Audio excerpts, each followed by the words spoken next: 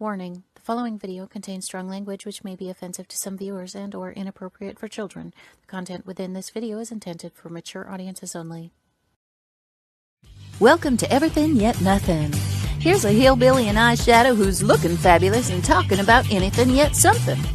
Get ready to chew on a blade of sweet grass and talk about a variety of LGBTQ topics to the lifestyle of a gay hillbilly.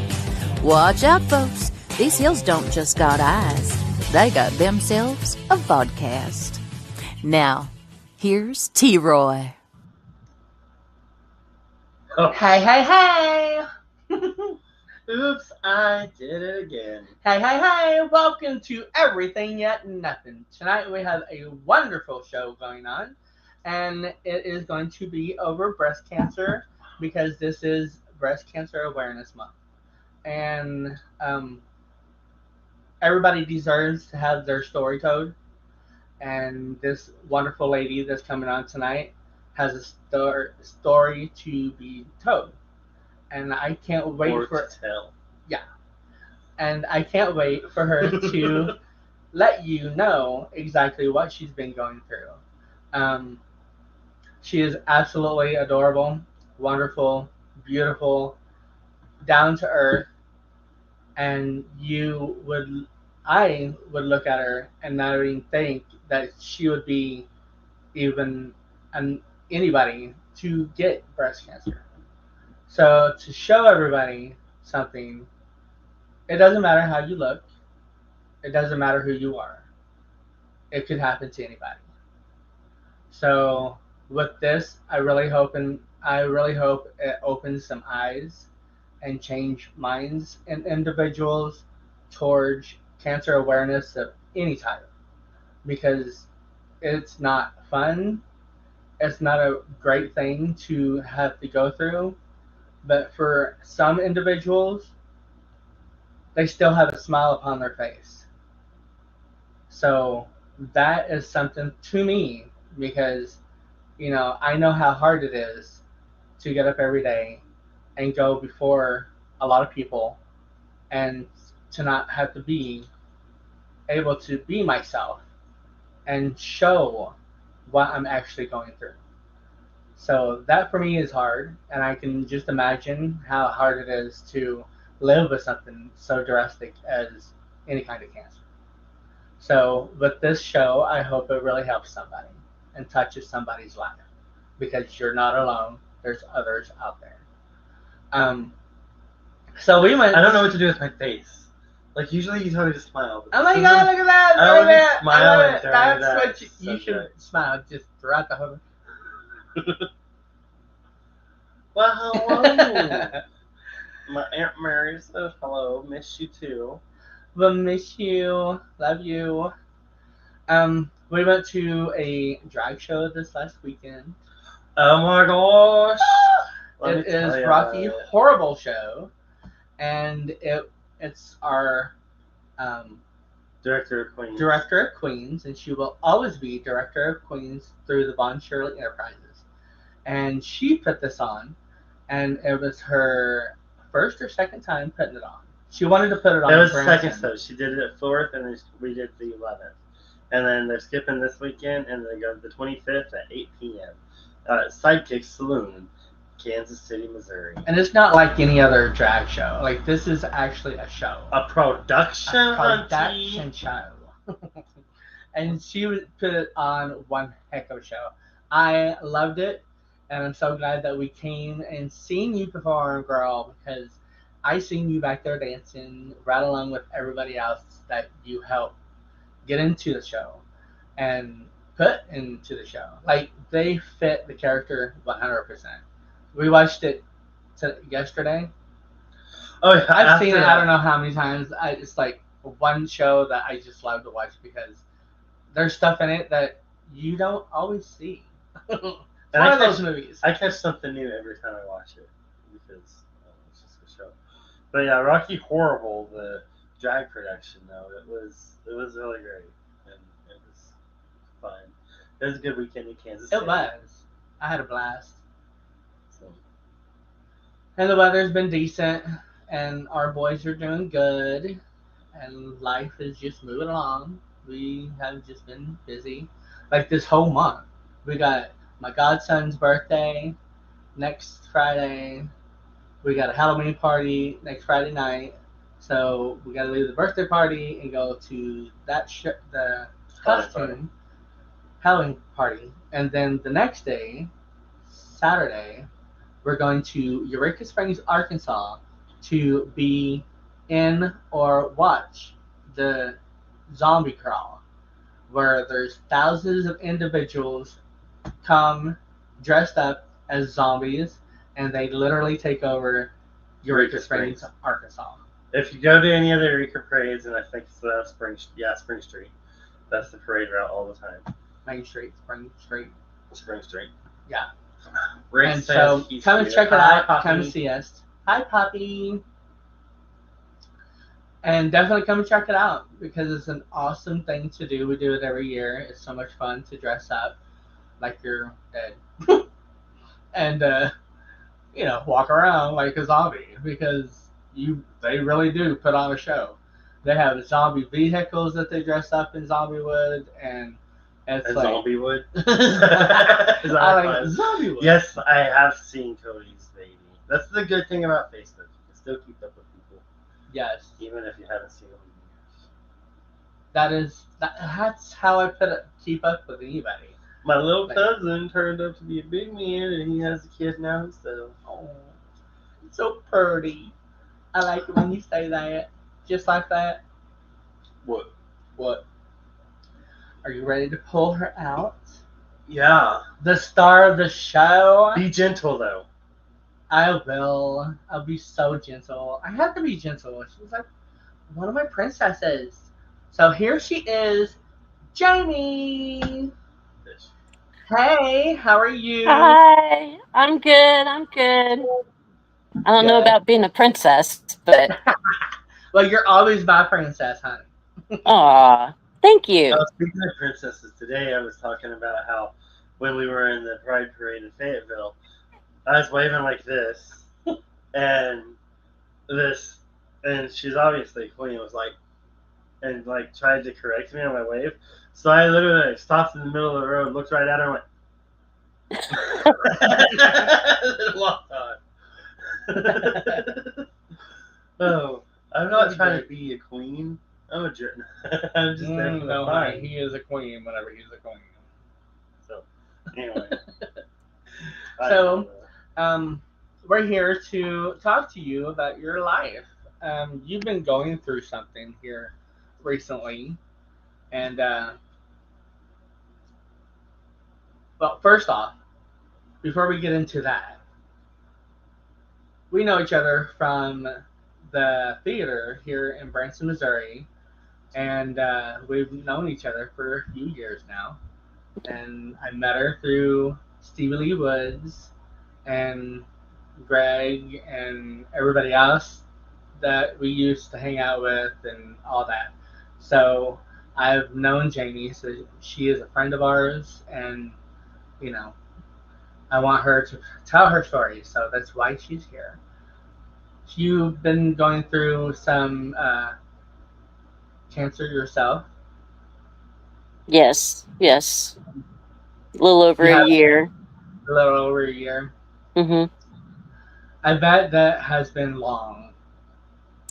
It feels like it's been 5. It's like it's never going to end kind of thing. Yeah. So it totally changed your life because I've noticed a difference. And it's not horrible or anything, but it's understandable. Okay. How did you become to find out that you had breast cancer? I had this spot on the outside of my left breast that was kind of concaved. It kind of dipped in. And my first thought was it was, from my bra pressing on there, So I changed bras for a while, wore a different bra. It didn't go away. And honestly, I can't tell you how long that spot was there before I finally figured it out. Because unfortunately, I was not the best at paying attention to things along those lines, or doing those self-exams every month that they tell you to do. So I couldn't tell you how long it was there before I ever actually noticed it. When I changed the bras that I was wearing and it still didn't go away, I thought, I should probably go see my doctor. So I made an appointment with my primary and went in, and she was like, Jamie, I don't like the way this looks. I'm going to go send you for this diagnostic test. So I went, and they did the whole mammogram thing. They did an ultrasound of that whole area. And one of the radiologist people met with me before I left that day and told me that there was something there, that they couldn't give it a definitive diagnosis without doing the biopsy, but he was fairly confident that that's what it was. Yeah. And so I kind of had a pretty good idea going into it after that, how that biopsy was going to turn out. Right. That would. Hi, Rick. Yeah. So from there, what happened after that? Like, they did my biopsy. I actually had 2 different spots in the same breast that wound up being 2 different kinds of cancer in the same breast. Really? Yeah. A conundrum, I guess. If it's going to happen, it's going to happen to me. And so they did their biopsy, and of course the results came back, I think 2 days before I left on vacation last year to go see my sister in Florida. And so I got that phone call, that, yep, it's definitive. You have cancer. And I was like, oh, okay. I kind of knew in my head that this was how this was going to turn out. But when they say those words, it's nothing like what you imagined it was going to go in your head, Right. And so I was like, okay, I'm going on vacation. I'll see you in a week. And so I did. I went on vacation, and I told my sister, and I spent the week with my niece, and celebrated her 3rd birthday. And the day I came back on my flight, I left the airport and immediately went in to go have more testing done. Well, at least you were kind of in a good spot for that news to come to you, being with family. I think the hardest day was the day I had my original testing done, when he told me that it was most likely cancer. I kind of had an idea that this is what I kind of expected it after my primary said, I don't like the way this looks. But then I sat there in that little room with him, and, he was telling me, this is what we're seeing, and all this. And it was weird, hearing somebody tell me those words. And I didn't think it really even have bothered me a whole lot until I walked out in front of a car in the parking lot, because I just was not there. It was totally somewhere else. Totally. And so, I had a week or 2 between that day and the biopsy to kind of think about it some, and okay, what am I going to do? What is this going to look like? How fast is this going to happen? Yeah. And through all the testing, all that stuff happens really fast. They do their mammogram, and then they do their biopsy, and they get you that official diagnosis. And then it was like everything just slowed down to slow motion, waiting for that first treatment to happen. And it was probably nothing more than just a week or 2, maybe 10 days, possibly. But it felt like it was forever. Like it was just dragging and dragging. And by then you're like, I'm ready. Let's hurry up. Let's get this going. I want to get this done and over with. And you don't realize at the time that it's not something that's going to happen and be done within just a couple of months. My chemo alone was 16 weeks every other week. So I had eight chemo treatments total. And so I learned very quickly this was going to be a long journey, and there was going to be a lot to it.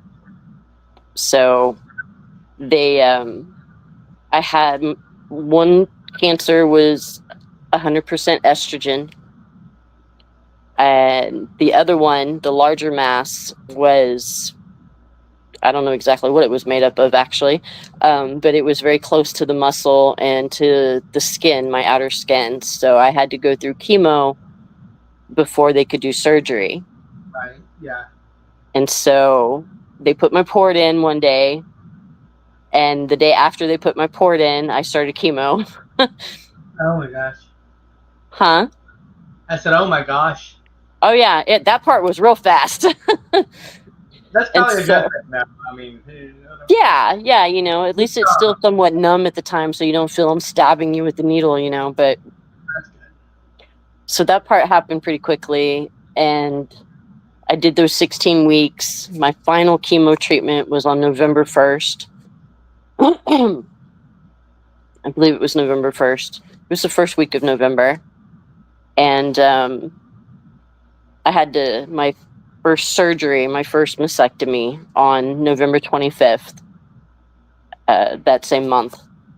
And then I had to do radiation for 6 weeks after that,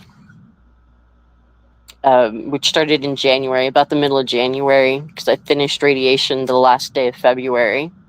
Yeah. And that was no walk in the park either. How about that not?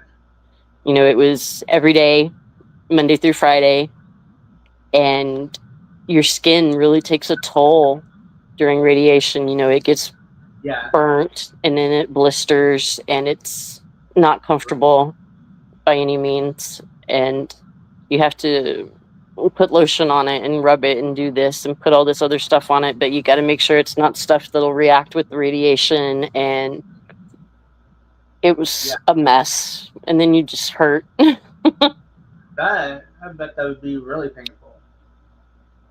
Definitely. But you learn a lot about yourself going through, especially the chemo, because it'll take it out of you. You get poked regularly. They do blood work, and then you get your treatment, and you're around a bunch of other people that all have the same illness in different forms or variations, and you can't help but kind of just look around and see how it's affecting them as well. And like you and I talked earlier, I was actually very fortunate with my chemo treatment and didn't have a lot of the side effects that most people get. So that was a blessing for me. Yeah, you were lucky.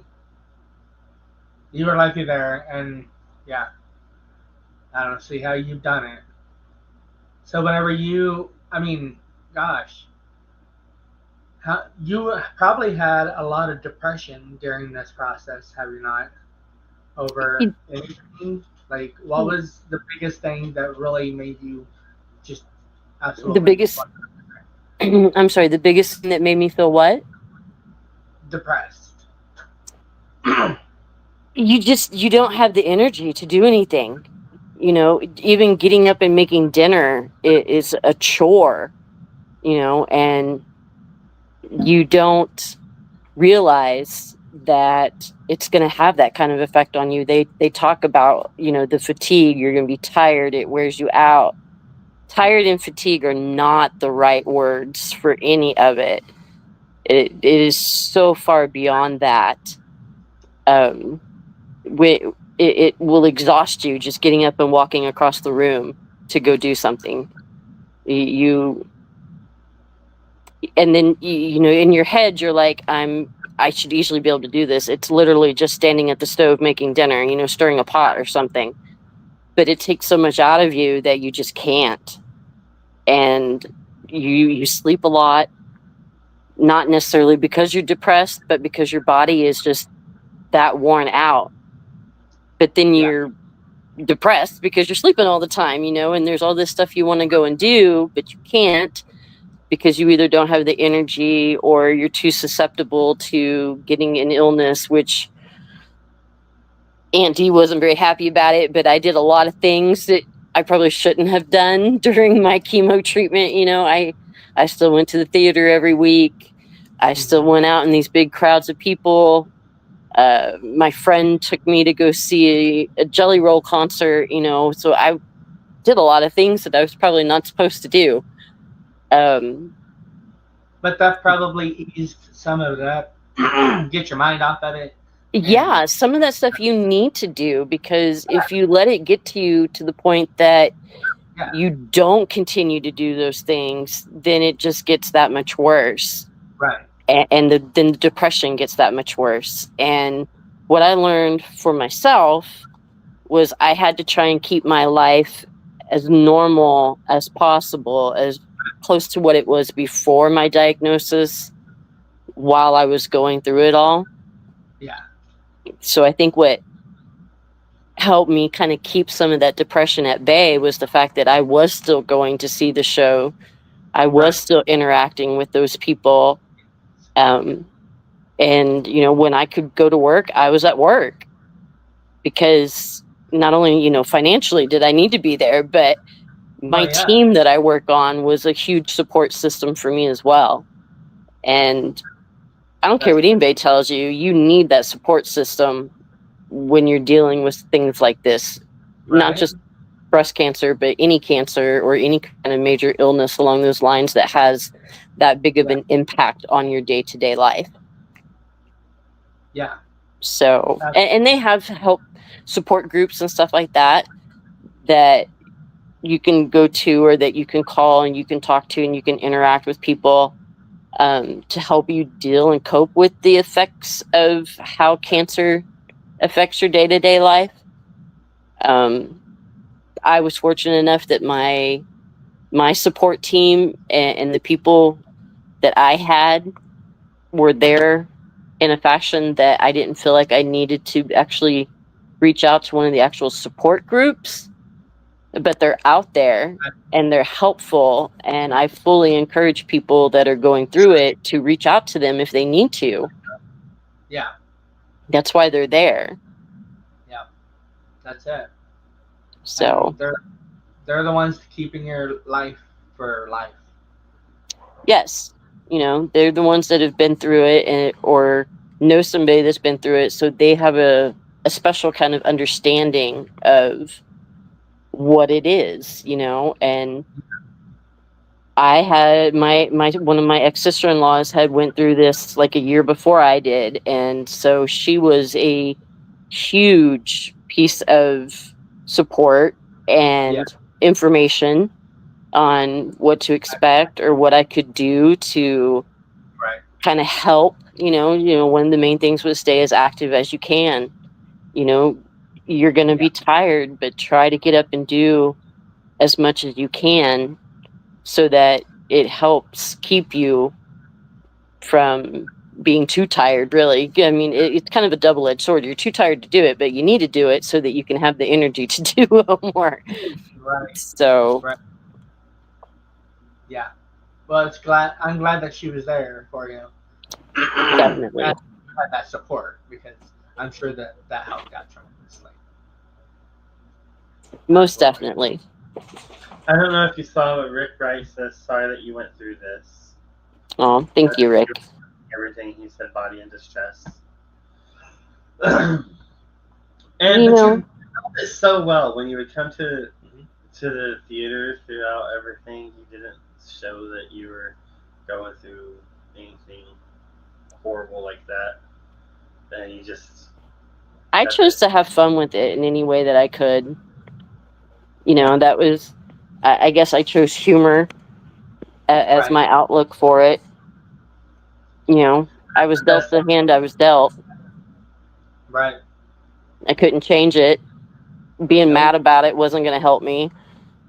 So I chose to find the fun in it any way I could. Yeah. Rick says he still prays for you many, many times. Thank you. I'll still take all the prayers I can get. We all know. Because that's it. Once, even though you can be in remission, it's still a lifelong thing. You still will have to get tested every so how many years? And like you have to get tested every so often, don't you? I'm sorry, one more time? I have to get tested how often? Even in remission, you still it's a lifelong thing because you still have to get tested every so many years, correct? Yes, I will have regular yearly mammograms. Even though, the originals aren't there anymore, they will still test that because you have breast tissue in other areas besides just right there. It can run under your arms and up above. And so, yes, there'll be all that. And they'll do regular blood work. I think now I'm setting at an every 6-month checkout as far as the blood work goes, just to make sure that, like all my red and white blood cells are how they should be, and all that is good. Because you're still on medication. I'll be on this one particular medication for the next 10 years, because of the tumor that was all estrogen. So the one that was all estrogen led to being put on hormone blockers during treatment, which then led to having a full hysterectomy a month after I finished radiation. So that happened. And I guess that would technically be surgery number 3 in that ordeal. Oh, and so, yeah, because the port was a surgery, which was my very first surgery of my entire life, mind you. I'm 46 years old before I had my very first surgery. So they did the port, and then I had the first mastectomy in November, and then March 25th, they did my hysterectomy. And I learned that your body still produces estrogen, even though you don't have the parts that would typically do it anymore. Really? So, yeah, that was news to me. So that leads me to having to be put on this medication that blocks that estrogen, and I will be on it for the next 10 years. So not only did you deal with breast cancer and chemo and radiation, the hysterectomy immediately throws you into menopause. Oh, wow. So did the chemo, is it the reason you had to get hysterectomy? Is it the reason I had to get the breast implants? The hysterectomy. Oh, the hysterectomy. No, I had to get the hysterectomy because the smaller tumor was all 100% estrogen fed. So it was like the estrogen had kind of created this tumor, I guess, or the tumor fed off of that estrogen. So in order to starve that tumor, more or less, we had to cut off all estrogen. Oh. And so either way, they would have just taken the ovaries. But my female oncologist was like, yeah, why don't we just go ahead and take it all? And I'm like, don't need half of it if the other half is going to be missing. So just go ahead, take it all. Be done with it.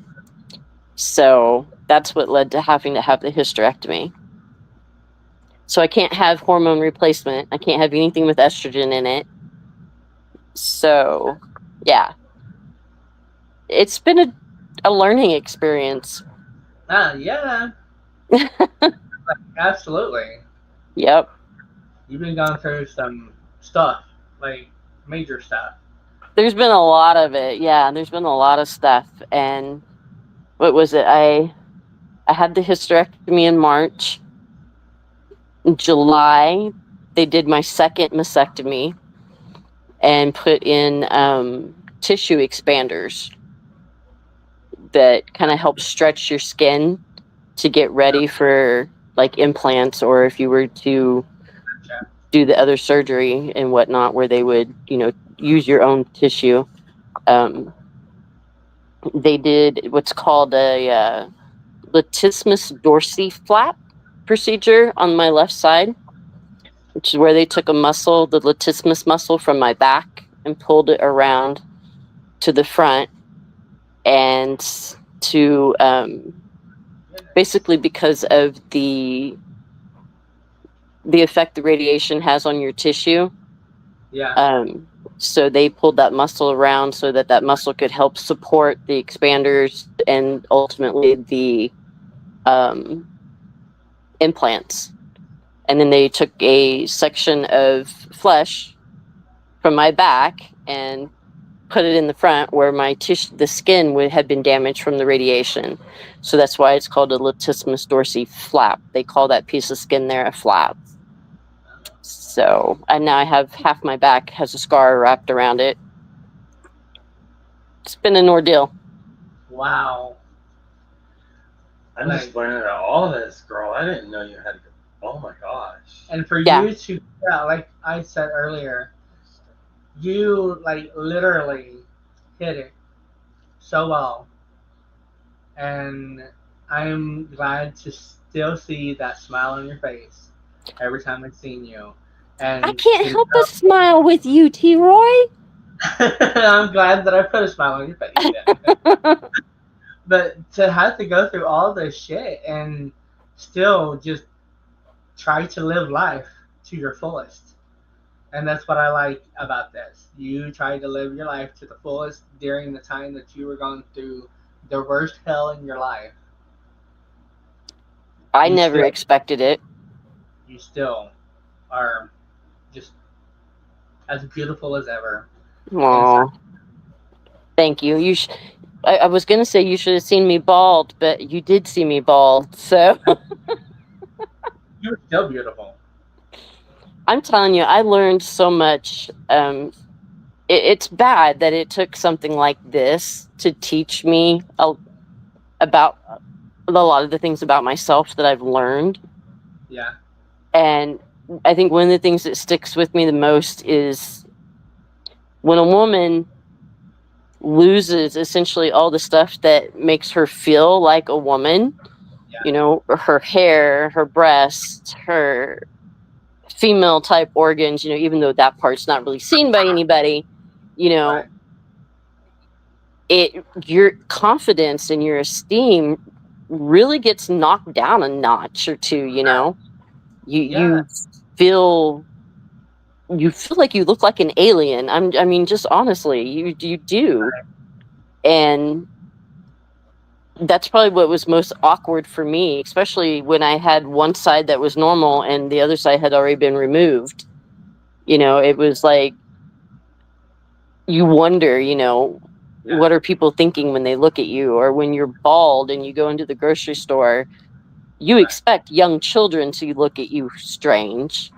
Yeah. But the number of adults that look at you that same way is like, it takes its toll on you, and it really makes you wonder, am I going to look, how am I going to feel or look when these things come back?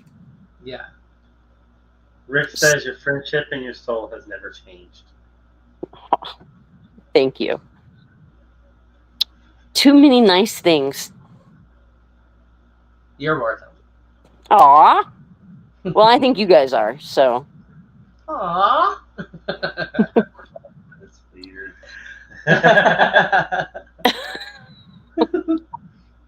So, yeah, to have to go through that, I don't.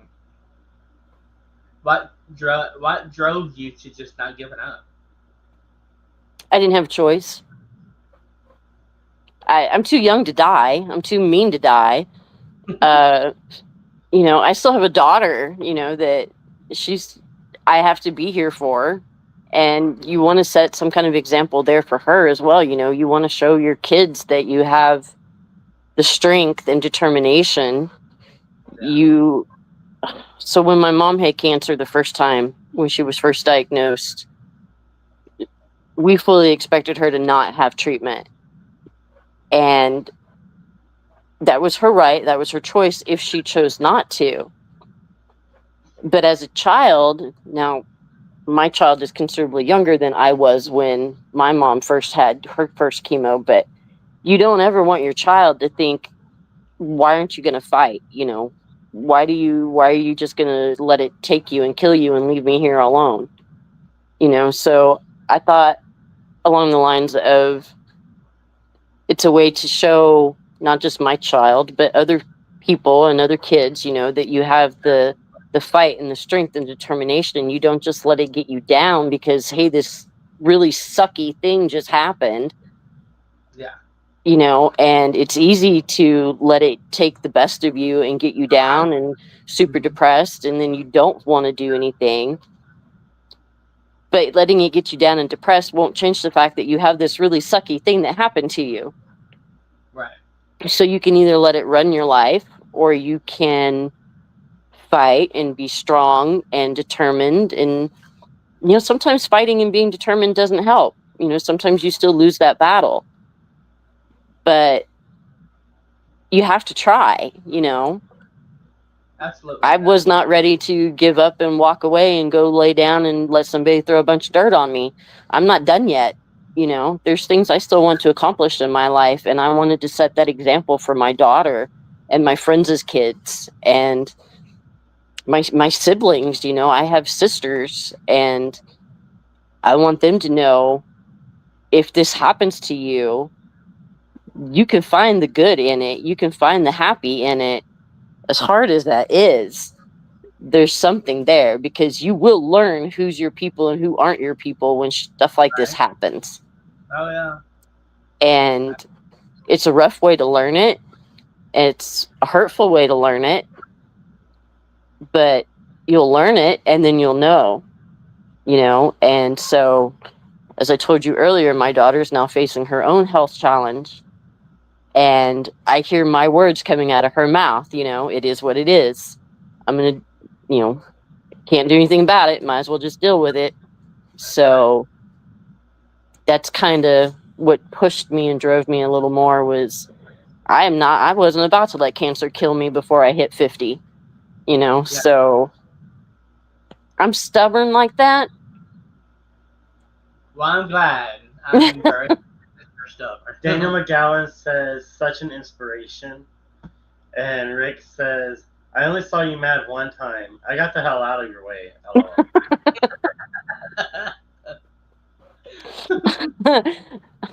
I'm sure there was more than once. He just doesn't remember it. And thank you, Daniel. Right. I'm sitting here petting my dog's foot while I'm sitting here, and I have to say, the animals were a huge part of keeping me up and moving too, because you have to take care of them.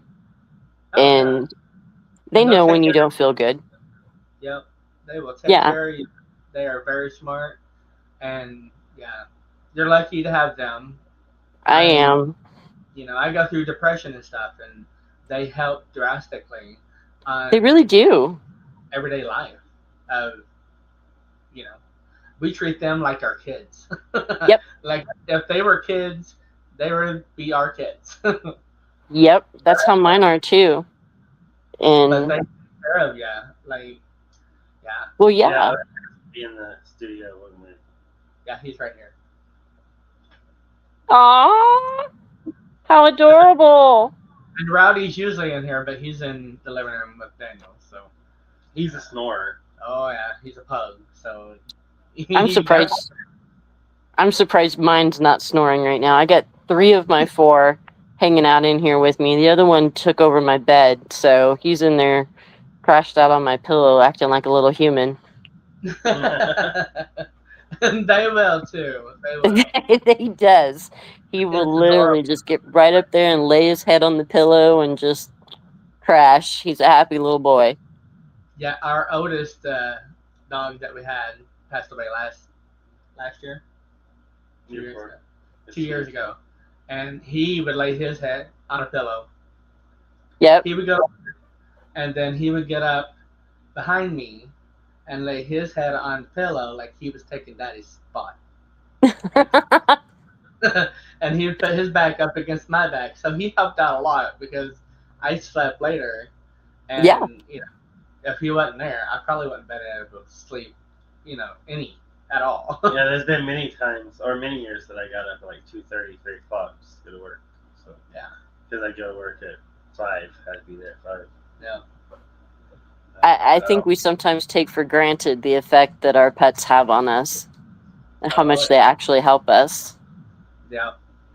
That's right. Absolutely. Yep, because even when you don't feel like getting out of bed, you still got to get up and feed them, take them out, let them do their thing, That's right. And by then, you might as well just stay up and do something. Yep. Or lay in bed and Yeah, lay in bed and cuddle. But yeah, that's always a good thing too. We gotta play a commercial. All right, we are gonna play a commercial and then we will be right back with probably our goodbyes because this show has been. Where country meets rock and roll. Nashville Roadhouse Live, multi-award-winning show including Best of Branson and Best of Southwest Missouri. Nashville Roadhouse Live, the most awarded show in a single year in Branson history. The best of Branson. The best dancers, singers, snacks and drinks, and audience. For tickets, visit NashvilleRoadhouse.com or call 417-336-8742. Branson's most awarded theater and shows. The Pierce Arrow Theater, Nashville Roadhouse Live. Located at 3069 Shepherd of the Hills Expressway, Branson, Missouri. For tickets, visit NashvilleRoadhouse.com or call 417-336-8742.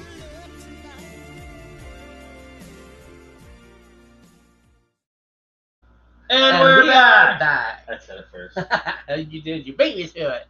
And we are talking and speaking with Jamie Fish, and she has survived cancer, breast cancer, for the last year and a half. It'll be a year and a half come December when I have my final surgery. Yeah. And everything's just about over with, and all that good stuff, right? Yep, just about over. I have my final expansion tomorrow for my tissue expanders, and then I have to wait 6 weeks before they can do my final surgery. I would like to add, though, men can get breast cancer as well. So it's just as important for the men to take care of themselves as it is for the women. Maybe not as often as women do, but they do get it. And a lot of times men don't stop to think about that being a possibility. So that's an important thing I think they need to think about and be aware of. So I'm glad that you put that out there. Yeah. Yep. Do those self-exams every month. Absolutely, yes. So what are your plans? Do you have something that you want to do since, everything's going to be over with and, Oh, yeah. Go back Yeah, I've already let all the girls at work know. So a few years back, I approached my baby sister in Florida with the idea of one of these years we should rent a cabin up in the woods and, do Thanksgiving or Christmas or something there. Yeah. And my sister took it and ran with it. And I, unfortunately, have not been able to make it to any. I think she's done two Thanksgivings now up in a cabin up in the mountains. Oh, cool. And, of course, last year I couldn't go because I was, doing chemo and my surgery, and I won't be able to attend this year because I'll be in the middle between that waiting period and I have to save my PTO time for surgery. So we got to talking about it when we were discussing whether or not I would be able to make it this year. And she says, well, next year, you can come. And I'm like, you dang skippy, next year I can come. So I'll have plenty of time to save. I'll have plenty of time to save up my time off. Absolutely. So in our office, in our department, every year we're required to take 5 days in a row off. And the way our department does it is at the beginning of the year, they send a calendar around and it's done by seniority in the department. So I have one other girl that's been in the department longer than I have. And I went to work the day after I had my conversation with my sister, and I said, listen here, I am taking the week of Thanksgiving off next year.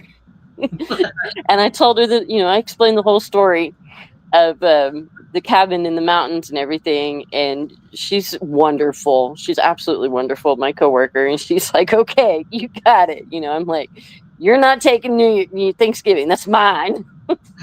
So that is my plan, That is sounds like to freaking spend the fun. week in the cabin in the mountains with my sister and my two beautiful baby nieces and my brother-in-law and his family for Thanksgiving, and just no cell service and sitting on the porch with a cup of coffee hanging out with my sister. Going to?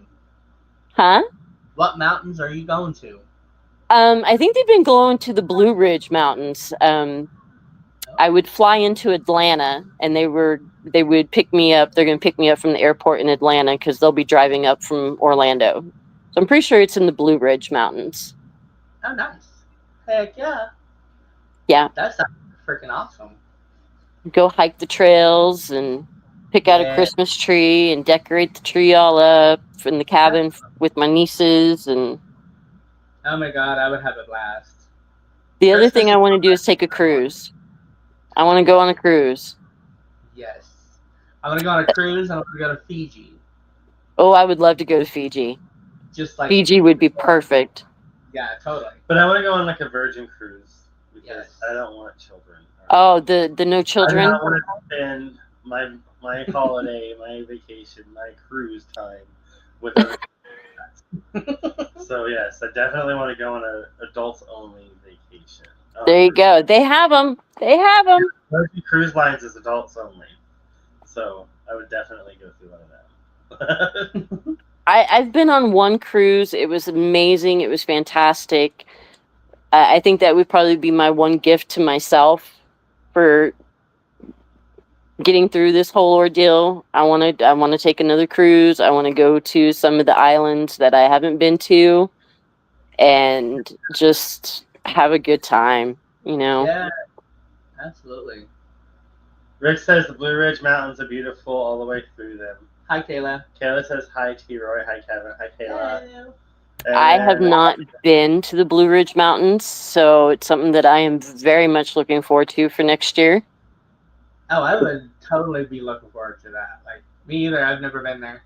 I've been to Tennessee one time. I want to take him there because Pigeon Forge is absolutely beautiful. And Wow. I want to go to the Appalachian Yeah, Mountains. it's like greenery down in a cove. Like, it's so pretty. They have the buildings that look like trees. Really? Like, every building looks like a tree or something to do with the woods. So it really blends in. It's crazy, but it's fun. I'm hoping maybe some of the leaves will still be in their changing of colors at Thanksgiving time. I realize it's a little late in the year, but maybe, in that part of the country, it will still have some of its foliage. I think that would be great. That would be awesome. Awesome. Well, Yeah. that sounds like an awesome plan, and I'm glad that you have something To look forward to.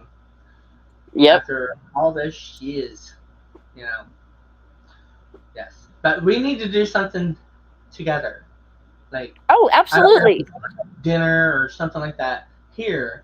So those of us that love you and adore you and absolutely care about you can be a part of it too, because I want to celebrate you. We will definitely be doing something very soon. I'm in your neck of the woods somewhat frequently. I hear. If the red Jeep is here, I'm usually here. Oh, gotcha. Okay. I'll be in that area tomorrow night, actually. Okay, cool. Yeah, I'll be around. It'll be later. I'll be here. I'm always here. If I'm not in town, I'm always here because I do everything right here on my phone. So sometimes I like to try to get away on a path somewhere and then get on my phone because I deal with Facebook every day. for Right. business and podcast and just everything. And so, yeah, it could be a long day if I'm on the phone and in the house. Right. So I break somewhere. Yeah, I want to Yeah. find my way down to the water down there. Hopefully without encountering any snakes, but I want to find a way down there to check out the creek. Oh yeah, yeah. You'll encounter snakes in the creek. Yeah. There's not as many land snakes. No. There's a crap ton of water snakes. I don't want to play with the snakes. No, me either. They're just water snakes. They're not poisonous. So I'll take you where I don't see none. Okay, that'll work. I don't care if they're water snakes or not, Kevin. Rich says that he and his girlfriend are going on an Alaskan cruise. I would love to do an Alaskan cruise in the summertime. That's on my bucket list. It'd have to be an adults only. I've always said that I want to live in Alaska, right next to a creek that comes down from the mountains, so I can pan for gold for the rest of my life. I want a summer home in Alaska and a winter home in Florida, and then I would want to spring and fall here in the Ozarks. There you go. The Alaskan cruise is definitely a bucket list thing of mine, but I want to go when it's our summer. Yes, right? Definitely. Yeah, absolutely. I don't want to go during winter. Oh yeah, at all. Definitely. And then I want to see the Grand Canyon. I want to go to Yellowstone. There's lots of things I want to do. We're hopefully next time we go to Vegas, we're gonna drive again. Which is hopefully next. But we're gonna have some more time. We'll take PTO, and we'll get to stop by the Grand Canyon. Stop at the Grand Canyon because he wanted to go. That would be amazing. Yeah. Well, you don't drive by it. We were like 3 hours out of the way just to get there at dark. But still, you can go to the Grand Canyon on your way. Yeah, those are definitely things that are on my bucket list too. Grand Canyon, Yellowstone. Yes, I want to go to Maine when the leaves are changing and see all the foliage. But before it starts snowing. Yes. Yes. Absolutely, yes. Well, it is end of the show. Thank you so much for coming on and sharing your story and letting people know how it is. Well, thank you for having me. Per person, all inclusive. I'm sorry, what? Rick said it was $5,600 per person, and it's all inclusive. Is that including the drink package too? Oh, on the cruise. Yeah, the cruise. Sorry, I interrupted the goodbye. Thank you, everybody, for tuning in. Midwest goodbyes. And thank you again for coming on. It's been. Thank you for having me.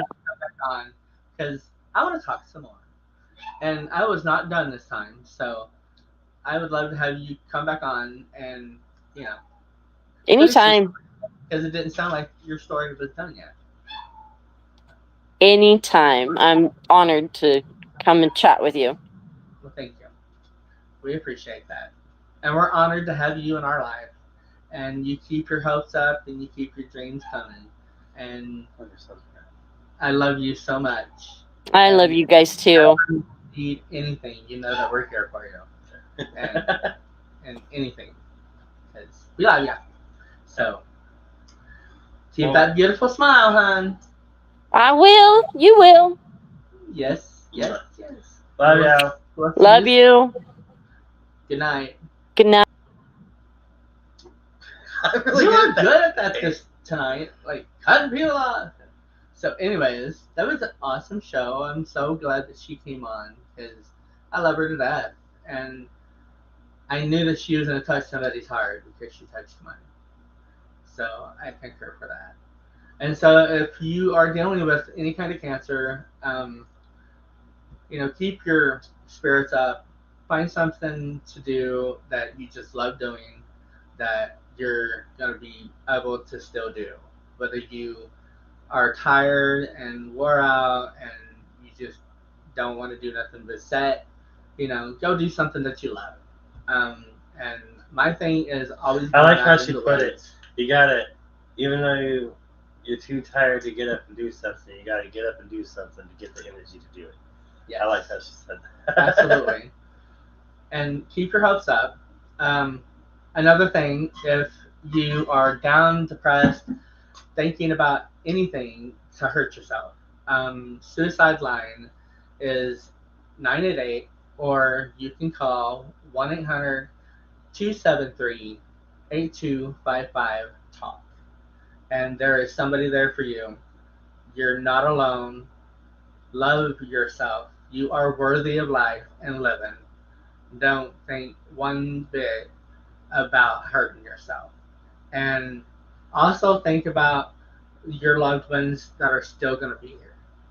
Be here, because it's not easy having to deal with any kind of suicide or any of that. So think about your loved ones before that happens. Rick And think says about Janie yourself. Fish is one of a kind. And think about yourself. Thank you, Rick, for joining in. Thank you, Daniel. Yes, thank you, Thank Kayla. you, Kayla. Thank you.